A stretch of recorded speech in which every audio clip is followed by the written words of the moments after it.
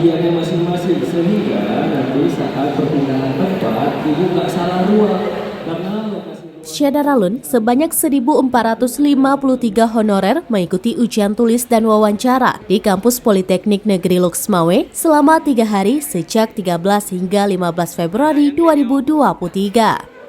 Ujian ini merupakan seleksi sesi terakhir untuk memastikan apakah honorer tersebut bisa diperpanjang kontrak tahun 2023 ini ataupun tidak.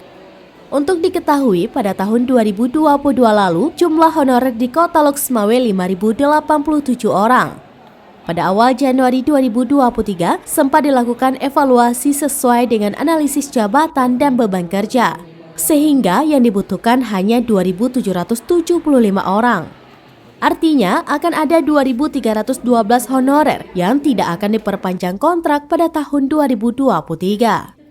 Untuk menentukan siapa saja honorer yang akan diperpanjang kontrak, Pemko Loksmawe menggelar seleksi administrasi serta ujian akademik dan wawancara. Namun ada beberapa tenaga honorer khusus yang langsung dinyatakan lolos dan akan diperpanjang kontrak tanpa harus mengikuti ujian akademik dan wawancara.